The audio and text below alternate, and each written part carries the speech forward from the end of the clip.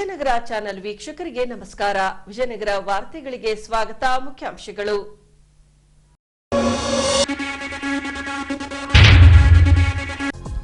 ನಗರದಲ್ಲಿ ನಡೆದ ಜಕಣಾಚಾರ್ಯರ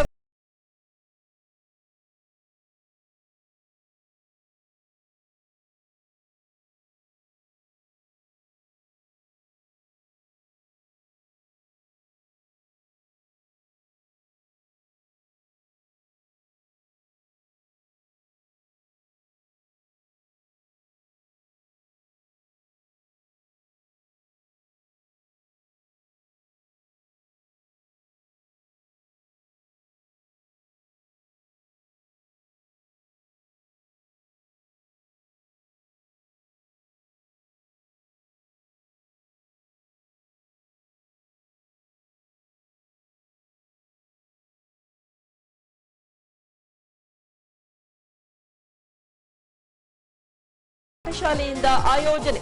ಸಂಗೀತ ಅಗ್ರಜರಿಂದ ಮೊಳಗಲಿರುವ ಕೊಳಲು ಹಾಗೂ ತಬಲವಾದನ. ಈಗ ವಾರ್ತೆಗಳ ವಿವರ. ಕರ್ನಾಟಕ ರಾಜ್ಯ ಸರ್ಕಾರದಿಂದ ವಿಶ್ವಕರ್ಮ ಸಮಾಜದ ಸಹಯೋಗದೊಂದಿಗೆ ದಿನಾಂಕ 1ರಂದು ನಗರದಲ್ಲಿ ರಾಜ್ಯ ಮಟ್ಟದ ಅಮರಶಿಲ್ಪಿ ಜಕಣಾಚಾರ್ಯರವರ ಸಂಸ್ಮರಣಾ ದಿನಾಚರಣೆ ಹಮ್ಮಿಕೊಳ್ಳಲಾಗಿತ್ತು. ಈ ಭಾಗವಾಗಿ ಬಳ್ಳಾರಿ ರಸ್ತೆ ಕಾಳಿಕಾಂಬ ದೇವಸ್ಥಾನದಿಂದ ಜಿಲ್ಲಾ ಕ್ರೀಡಾಂಗಣದವರೆಗೆ ಜಾನಪದ ಕಲಾಮೇಳದೊಂದಿಗೆ ಅಮರಶಿಲ್ಪಿ ಜಕಣಾಚಾರ್ಯರವರ ಭಾವಚಿತ್ರದ ಮೆರವಣಿಗೆ ನಡೆಸಲಾಯಿತು. ಹೀಗೆ ದಿನಾಂಕ 1ರಂದು ಜಿಲ್ಲಾಡಳಿತ ಹಾಗೂ ಕನ್ನಡ ಮತ್ತು ಸಂಸ್ಕೃತಿ ಇಲಾಖೆಯಿಂದ ವಿಶ್ವಕರ್ಮ ಸಮಾಜದ ಸಹಯೋಗದೊಂದಿಗೆ ಅಮರಶಿಲ್ಪಿ ಜಕಣಾಚಾರಿ ಸಂಸ್ಮರಣಾ ದಿನಾಚರಣೆ ಕೈಗೊಳ್ಳಲಾಗಿತ್ತು. ಈ ಭಾಗವಾಗಿ ರಾಜ್ಯದ ವಿವಿಧ ಭಾಗಗಳಲ್ಲಿ ಬರುವ ವಿಶ್ವಕರ್ಮ ಮಠಾಧೀಶರನ್ನ ಸಿಂಗರಿಸಿದ ಅಶ್ವತ್ಥ ರಥದ ಮೂಲಕ ಜಾನಪದ ಕಲಾ ಮೇಳದೊಂದಿಗೆ ಬಳ್ಳಾರಿ ರಸ್ತೆಯಿಂದ ಜಿಲ್ಲಾ ಕ್ರೀಡಾಂಗಣದವರೆಗೆ ಮೆರವಣಿಗೆ ನಡೆಸಲಾಯಿತು. ಈ ವೇಳೆ ಪೂರ್ಣಕುಂಭ ಹೊತ್ತ ಸಾಗಿ ಬಂದ ಮಹಿಳೆಯರು ಮೆರವಣಿಗೆಗೆ ಮೆರುಗು ತಂದರು.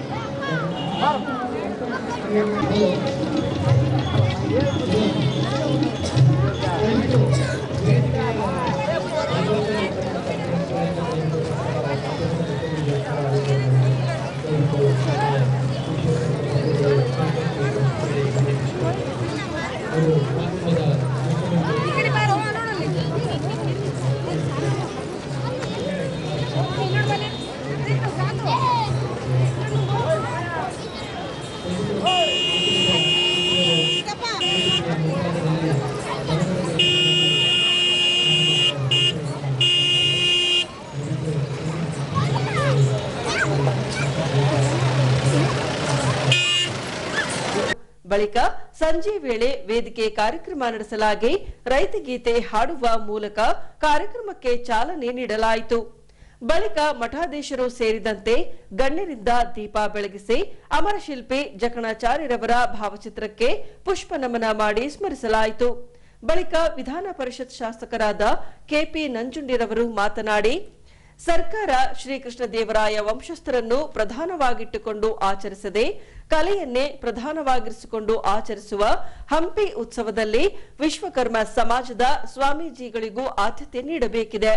ಇನ್ನು ಕಾರ್ಯಕ್ರಮದಲ್ಲಿ ಸಚಿವ ಆನಂದ್ ಸಿಂಗ್ ರವರು ಭಾಗವಹಿಸಿದ್ದರೆ ವೇದಿಕೆಯಲ್ಲಿಯೇ ಈ ವಿಷಯ ಒತ್ತಾಯಿಸುತ್ತಿದ್ದೆ ಎಂದರು. ಬದುಕಿದೀವಿ ಅಂತ ಹೇಳಬೇಕು. ನಾನು ಸದನದಲ್ಲಿ ಹೇಳಿದೆ, ಸ್ವಾಮಿ, ನಮ್ಮ ಸಮಾಜಕ್ಕೆ ಯಾರೂ ಕೂಡ ಸರ್ಕಾರದ ಆಶೀರ್ವಾದದಿಂದ ನಾವು ಜಯಂತಿಗಳನ್ನು ಮಾಡ್ಕೊಂಡಿಲ್ಲ. ಸ್ವಂತ ಖರ್ಚಿಂದ ಶ್ರಮ ಪಟ್ಟು ಹೋರಾಟಗಳ ಮೂಲಕ ಮಾಡ್ಕೊಂಡಿದ್ದೇವೆ. ಯಾವ ದೊಣ್ಣೆ ನಾಯಕನ ಆಶೀರ್ವಾದನೂ ಇಲ್ಲ ನಮ್ಗೆ.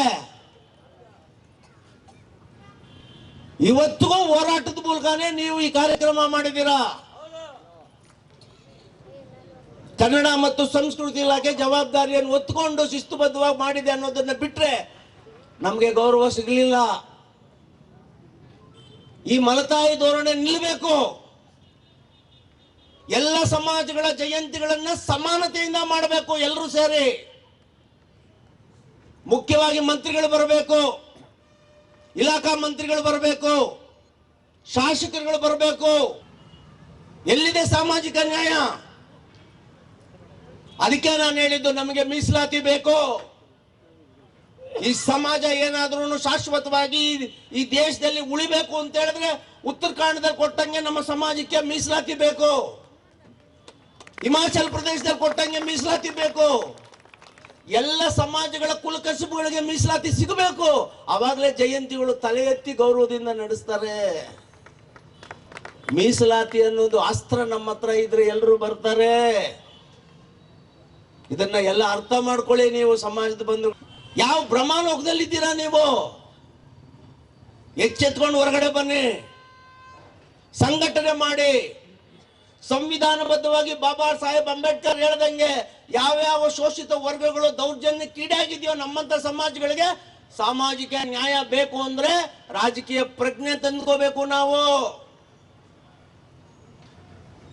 ಪಾಪ ಬಡವರು 5 ಕಸುಬುಗಳನ್ನ ಮಾಡ್ತೀವಲ್ಲ, ಕೊನೆವರೆಗೂ ಅದೇ ಮಾಡ್ಕೊಂಡು ಸಾಯ್ತೀವ ಮರೆಯ ನಾವು.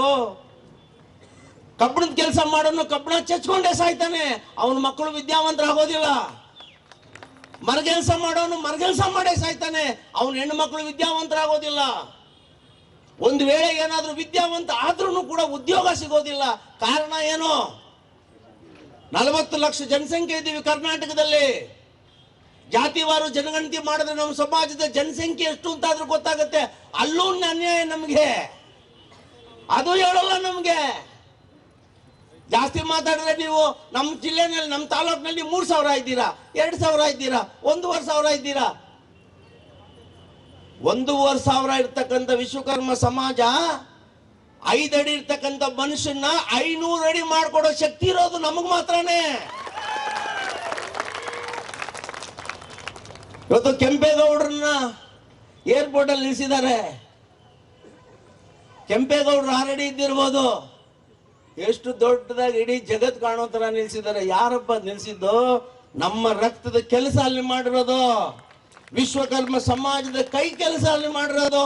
ಅಂತ ಸಮಾಜಗಳಿಗೆ ರಕ್ಷಣೆ, ಗೌರವ ಎರಡೂ ಬೇಕು ಅಂದ್ರೆ ನಿಮ್ಮ ಸಂಘಟನೆ ಗಟ್ಟಿಯಾಗಬೇಕು. ಇಲ್ಲಿ ಹೆಂಗೂ ಪಕ್ಕದಲ್ಲಿ ಕೂತಿರ್ತಾರೆ, ಹೇಳ್ಬೇಕು ಅಂತ ಬಂದೆ. ಅವ್ರು ಬಂದಿಲ್ಲ. ಒಂದು ವೇಳೆ ನಾನು ಹೋದ ನಂತರ ಬಂದ್ರೆ ಅವ್ರಿಗೊಂದು ಮನವಿ ಮಾಡ್ತೇನೆ. ಆಗ್ರಹ ಪಡಿಸ್ತಾ ಇಲ್ಲ, ಈಗ ಮನವಿ ಮಾಡ್ತೇನೆ. ಏನಾದ್ರೂ ಮಾಡದೆ ಹೋದ್ರೆ ನಾನು ನಾಳೆ ನನ್ನದೇ ಅಂತ ದಾಟಿನಲ್ಲಿ ಹೇಳ್ಬೇಕಾಗತ್ತೆ, ಹೇಳ್ತೇನೆ.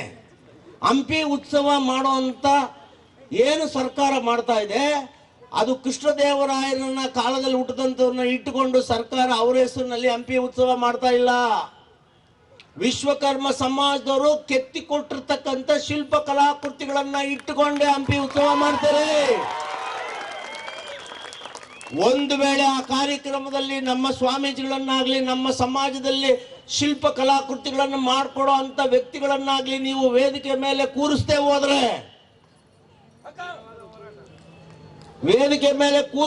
ಹೋದ್ರೆ ಈ ಸಮಾಜದ ಬಗ್ಗೆ ಒಳ್ಳೆ 4 ಮಾತುಗಳನ್ನ, ನಮ್ಮ ಕೊಡುಗೆಗಳ ಬಗ್ಗೆ ಮಾತಾಡದೆ ಹೋದ್ರೆ ಮುಂದಿನ ದಿನಗಳಲ್ಲಿ ಹೋರಾಟ ಮಾಡಬೇಕಾಗುತ್ತೆ ಅನ್ನುವಂತ ಎಚ್ಚರಿಕೆಯನ್ನ ಕೊಟ್ಟು ನಾನು ಹೋಗ್ತಾ ಇದ್ದೇನೆ. ನಾನು ಮುಖ್ಯಮಂತ್ರಿಗಳಿಗೆ ನಾಳೆ ನಾಡಿದ್ರಲ್ಲಿ ಒಂದು ಪತ್ರವನ್ನು ಕೂಡ ಕೊಡ್ತೇನೆ, ಅನ್ಯಾಯನ ಸರಿಪಡಿಸಬೇಕು ಅಂತ. ಒಂದು ವೇಳೆ ಅಲ್ಲೂ ಗಮನ ನ್ಯಾಯ ಸಿಗ್ಲಿಲ್ಲ ಅಂದ್ರೆ ನಿಮ್ಮನ್ನ ಯಾರು ತಡೆ ಹಿಡಿಯೋದು? ಸಮಾಜವನ್ನ ನೀವು ಮಾಡಿ ಹೋರಾಟನ, ನಿಮ್ಮನ್ನ ಯಾರು ತಡೆಯೋರಿದ್ದಾರೆ? ನೀವು ಮಾಡಿ ಹೋರಾಟನ, ನ್ಯಾಯ ಸಿಗೋವರೆಗೂ ಮಾಡಿ. ಮುಂದೆ ಏನ್ ಬರುತ್ತೋ ನಾನು ನೋಡ್ಕೋತೀನಿ. ಅದು ಹೊಸಪೇಟೆ ಸಖಿ ಟ್ರಸ್ಟ್ನಿಂದ ಇತ್ತೀಚೆಗೆ ಯುವ ಚಿಂತನ ಮತ್ತು ಯುವ ಸಂಭ್ರಮ ಕಾರ್ಯಕ್ರಮ ಹಮ್ಮಿಕೊಳ್ಳಲಾಗಿತ್ತು. ಈ ವೇಳೆ ತುಮಕೂರಿನ ಜಿಲ್ಲಾ ಪಂಚಾಯಿತಿ ಕಾರ್ಯನಿರ್ವಾಹಕ ಅಧಿಕಾರಿ ಡಾ ವಿದ್ಯಾಕುಮಾರಿರವರು ನಮ್ಮೂರ ಅಭಿವೃದ್ಧಿಗೆ ನಮ್ಮೂರ ಯುವಜನರು ಎಂಬ ವಿಷಯ ಕುರಿತು ಕಾರ್ಯಾಗಾರ ನಡೆಸಿಕೊಟ್ಟರು. ಈ ಅಂಶಕ್ಕೆ ಸಂಬಂಧಿಸಿದಂತೆ ಹೊಸಪೇಟೆ ನಗರದ ಒಳಾಂಗಣ ಕ್ರೀಡಾಂಗಣದಲ್ಲಿ ಹೊಸಪೇಟೆ ಸಖಿ ಟ್ರಸ್ಟ್ನಿಂದ ಯುವ ಚಿಂತನ ಹಾಗೂ ಯುವ ಸಂಭ್ರಮ ಕಾರ್ಯಕ್ರಮ ಹಮ್ಮಿಕೊಳ್ಳಲಾಗಿತ್ತು. ಈ ಭಾಗವಾಗಿ ವೇದಿಕೆ ಮೇಲಿನ ಗಣ್ಯರಿಂದ ದೀಪ ಬೆಳಗಿಸುವ ಮೂಲಕ ಕಾರ್ಯಕ್ರಮಕ್ಕೆ ಚಾಲನೆ ನೀಡಿದರು. ಬಳಿಕ ಡಾ ಕೆ ವಿದ್ಯಾಕುಮಾರಿರವರು ನಮ್ಮೂರ ಅಭಿವೃದ್ಧಿಗೆ ನಮ್ಮೂರ ಜನರು ಎಂಬ ವಿಷಯ ಕುರಿತಾಗಿ ಮಾತನಾಡಿ ಸಮಾಜದ ನಿರ್ಮಾಣ ಆಗಬೇಕಿದೆ, ಇದಕ್ಕೆ ಯುವಜನರ ಒಗ್ಗೂಡುವಿಕೆಯ ಅವಶ್ಯವಿದೆ ಎಂದು ಯುವ ಸಮೂಹಕ್ಕೆ ಕರೆ ನೀಡಿದರು.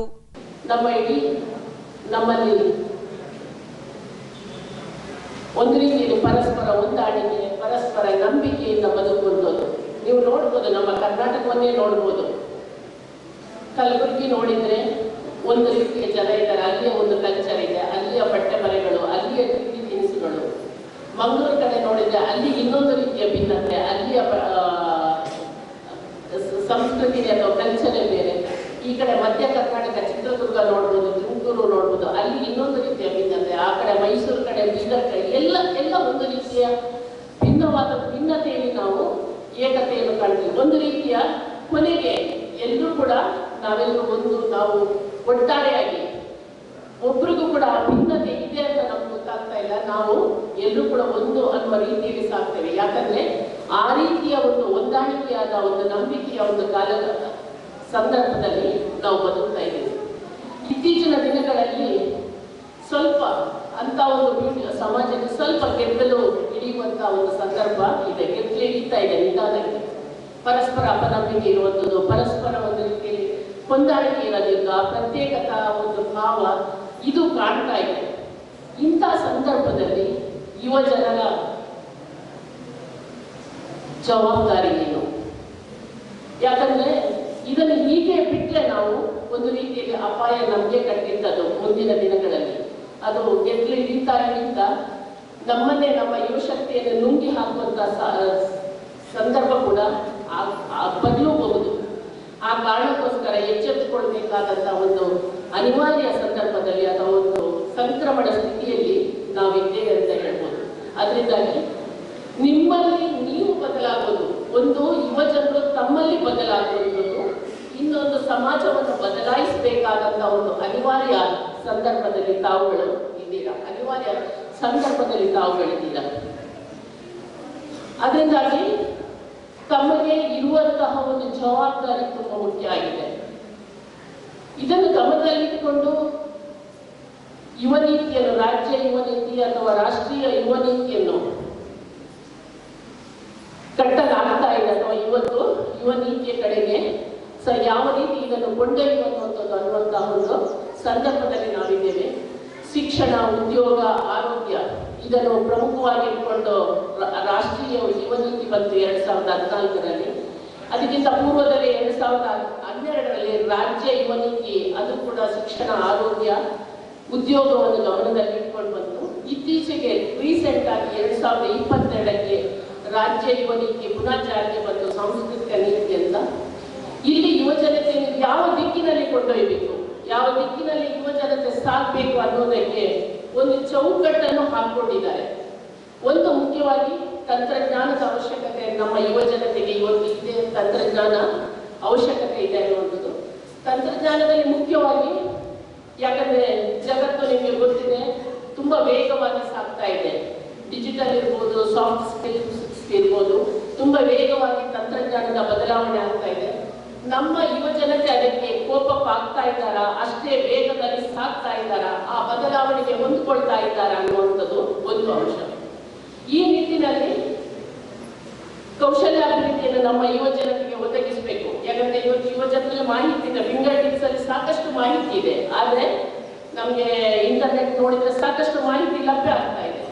ಆದ್ರೆ ಆ ಮಾಹಿತಿ ಯಾವತ್ತು ಸ್ಕಿಲ್ ಅಲ್ಲ.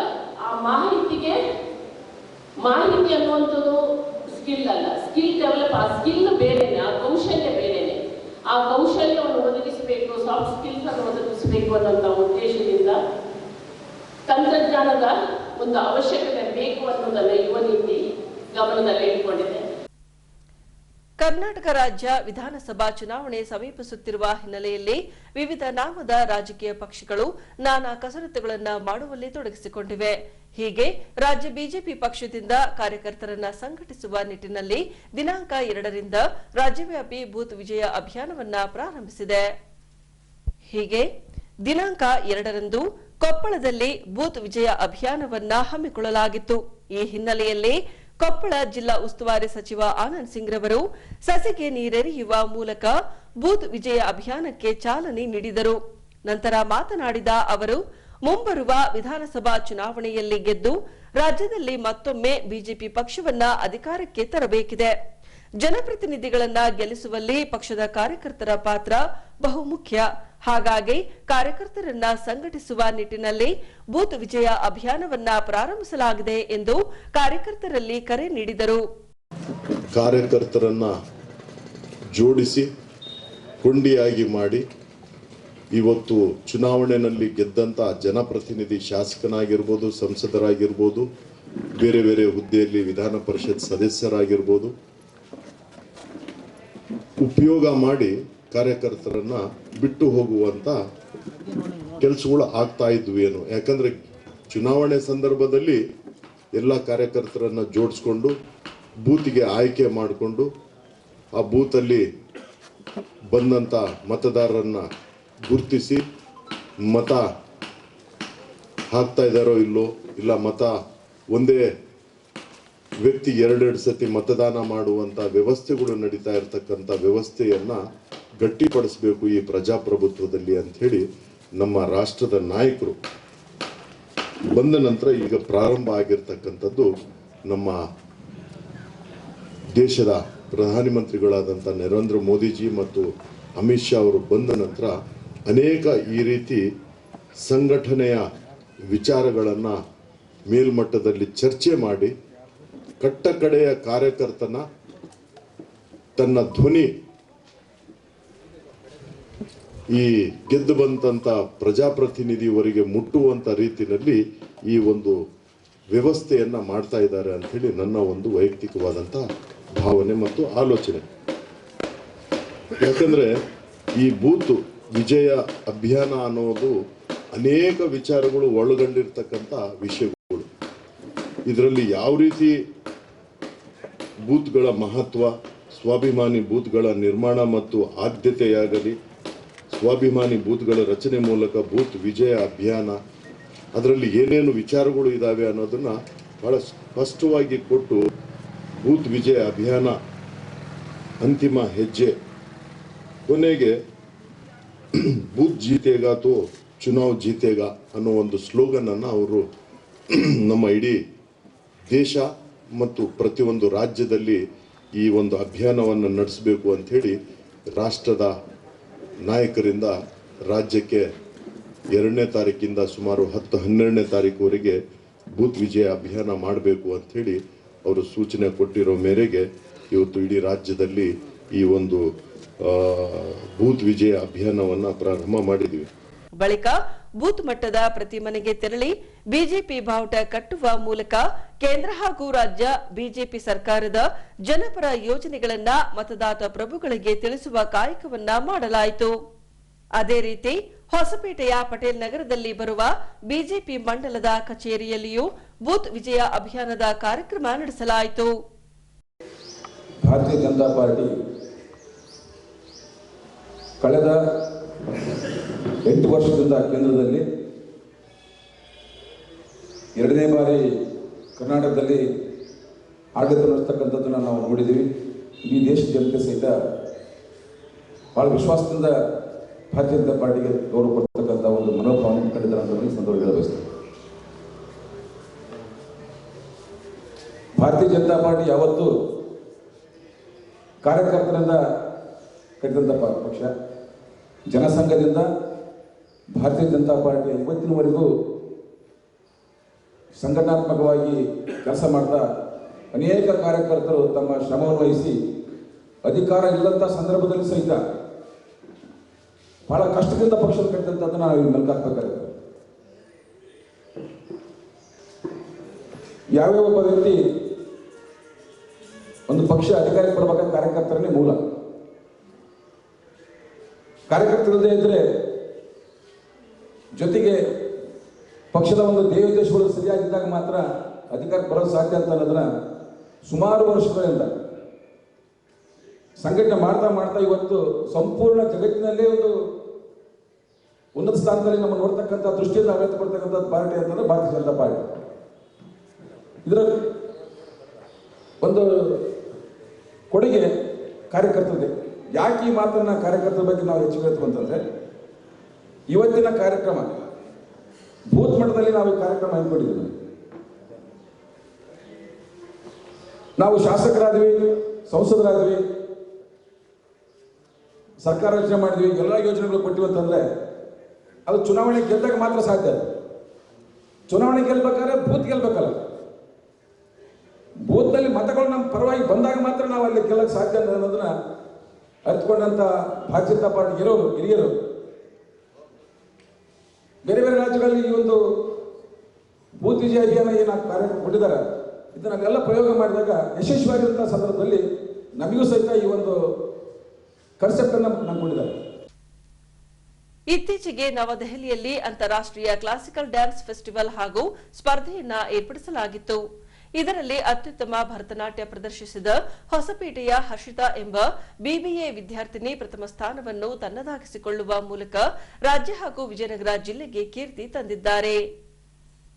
ಹೌದು, ನವದೆಹಲಿಯ ಕನ್ವೆನ್ಷನ್ ಸೆಂಟರ್ನಲ್ಲಿ ನಿತ್ಯಾಂಜಲಿ ಸಮೂಹದಿಂದ ಇಂಟರ್ ನ್ಯಾಷನಲ್ ಕ್ಲಾಸಿಕಲ್ ಡ್ಯಾನ್ಸ್ ಹಾಗೂ ಕಾಂಪಿಟೇಷನ್ ಸ್ಪರ್ಧೆಯನ್ನ ಏರ್ಪಡಿಸಲಾಗಿತ್ತು.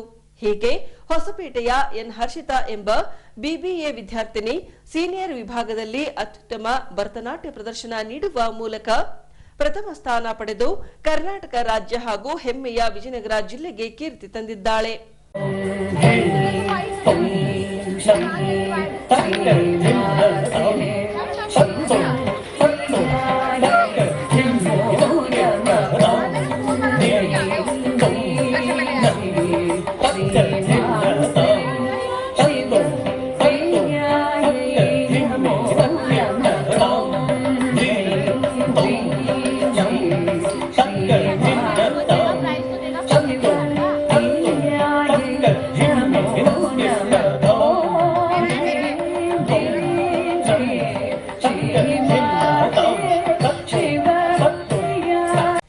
ಕಳೆದ 10 ವರ್ಷಗಳಿಂದ ರಾಜ್ಯ ಸೇರಿದಂತೆ ವಿವಿಧ ರಾಜ್ಯಗಳಿಗೆ ತೆರಳಿ ಭರತನಾಟ್ಯ ಪ್ರದರ್ಶನ ಮಾಡಿದ್ದೇನೆ.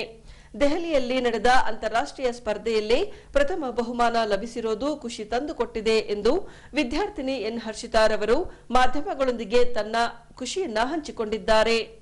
Shri Gurubhyo Namaha, Namaskaram. I am Harshita from Karnataka, Hospet, Vijayanagar district. So I have come here to perform a Bharatanatyam which has been held in New Delhi, 6th International Classical Dance Competition and Festival on 18th December 2022. That was really great experience to perform here. Not only me, all the forms has been performed here like Odissi, Kathak, Bharatanatyam, Kuchipudi, all the forms has been performed here. So I am very glad to perform here as a senior category of Bharatanatyam and won a first prize. I am so proud of it. Thank you so much. ಈಗ photo clip ಸುದ್ದಿ. ಹೊಸಪೇಟೆ ಪಾಂಡುರಂಗ ಸಂಗೀತ ಪಾಠಶಾಲೆಯಿಂದ ದಿನಾಂಕ 5ರಂದು ವಾರ್ಷಿಕೋತ್ಸವ ಹಾಗೂ ಡಾ ಪಂಡಿತ ಪುಟ್ಟರಾಜ್ ಗವಾಯಿಗಳ 12ನೇ ಪುಣ್ಯ ಸ್ಮರಣೆಯನ್ನ ಹಮ್ಮಿಕೊಳ್ಳಲಾಗಿದೆ.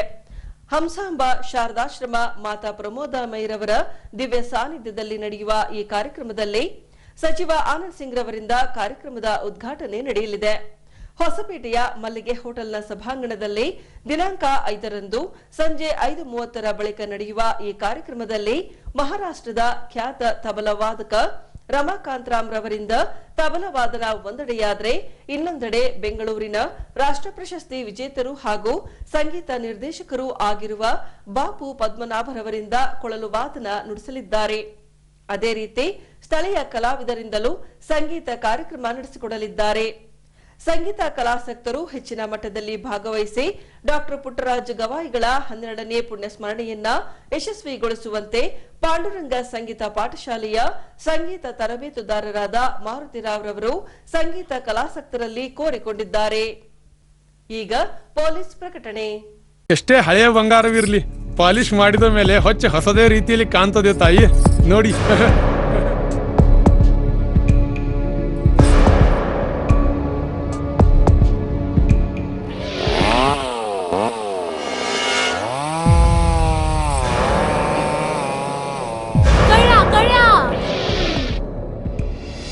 ತಾಯಿ, ನಿಮ್ ಮೈ ಮೇಲೆ ಅದೋ ಹೊಲಸು ಬಿದ್ದಿದೆ.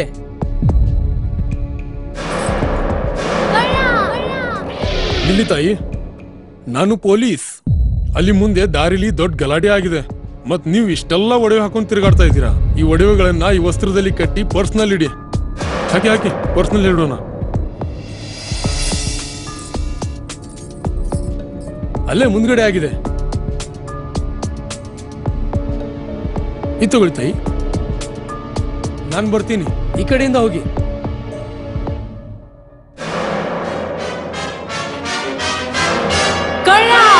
ಇಂತಹ ಮೋಸದ ಸಂಗತಿ ನಿಮಗೂ ನಡೆಯಬಹುದು. ತಮ್ಮ ಬೆಲೆ ಬಾಳುವ ಒಡವೆ ಆಭರಣ ವಸ್ತುಗಳನ್ನು ಎಚ್ಚರಿಕೆಯಿಂದ ಕಾಪಾಡಿ. ಯಾವುದೇ ಮಾತುಗಳಿಗೆ ಮರುಳಾಗಬೇಡಿ. ಸಂಶಯಾಸ್ಪದ ರೀತಿಯಲ್ಲಿ ಯಾರಾದರೂ ಕಂಡು ಬಂದರೆ ಸಮೀಪದ ಪೊಲೀಸ್ ಠಾಣೆಯನ್ನು ಸಂಪರ್ಕಿಸಿರಿ. ಈಗ ಕೊನೆಯಲ್ಲಿ ಮತ್ತೊಮ್ಮೆ ವಾರ್ತೆಗಳ ಮುಖ್ಯಾಂಶಗಳು.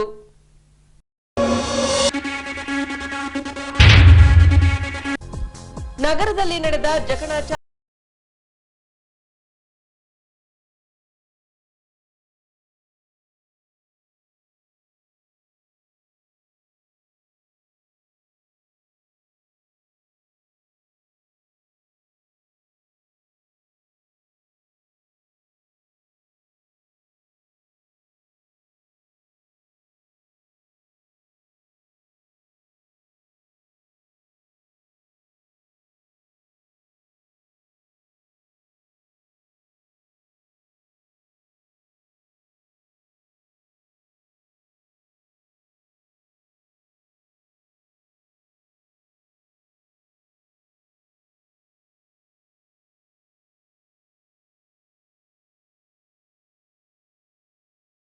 ಪಾಠಶಾಲೆಯಿಂದ ಆಯೋಜನೆ. ಸಂಗೀತ ಅಗ್ರಜರಿಂದ ಮೊಳಗಲಿರುವ ಕೊಳಲು ಹಾಗೂ ತಬಲವಾದನ. ಇಲ್ಲಿಗೆ ವಾರ್ತಾ ಪ್ರಸಾರ ಮುಕ್ತಾಯವಾಯಿತು. ವಂದನೆಗಳೊಂದಿಗೆ ನಯನ ಉಮೇಶ್.